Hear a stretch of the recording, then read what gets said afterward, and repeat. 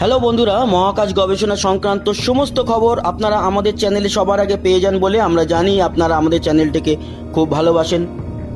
এর আগে 6 ফেব্রুয়ারি 3 মহাকাশচারী ফেরত এসছে পৃথিবীর মাটিতে আন্তর্জাতিক মহাকাশ স্টেশন থেকে, যাকে আমরা ইন্টারন্যাশনাল স্পেস স্টেশন বলে থাকি।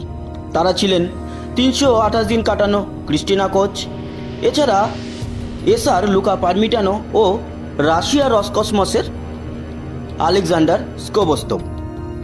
আর এবার যাওয়ার পালা।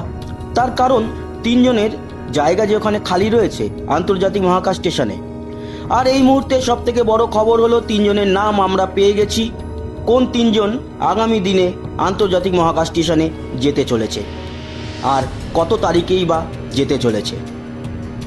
2020 9 এপ্রিল ভারতীয় সময় বিকেল 5টা নাগাদ সোয়ুজ রকেটের এক্সপিডিশন 1 এই মিশনটি হবে।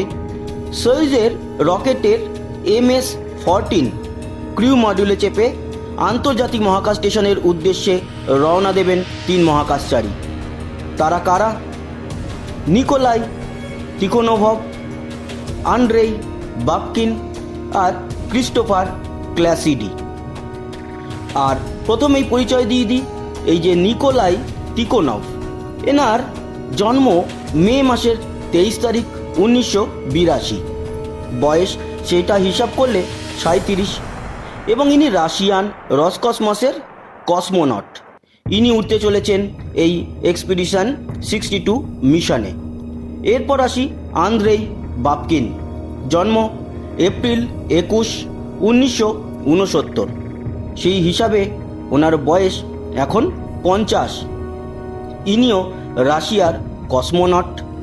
আর 3 নম্বর ব্যক্তি তিনি হচ্ছেন ক্রিস্টোফার ক্যাসিডি।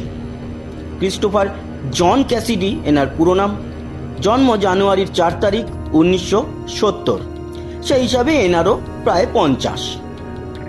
এই 3 মহাকাশচারী ভারতীয় সময় বিকেল 5টার দিকে সোয়ুজ রকেটে চেপে আন্তর্জাতিক মহাকাশ স্টেশনে রওনা দেবেন আগামী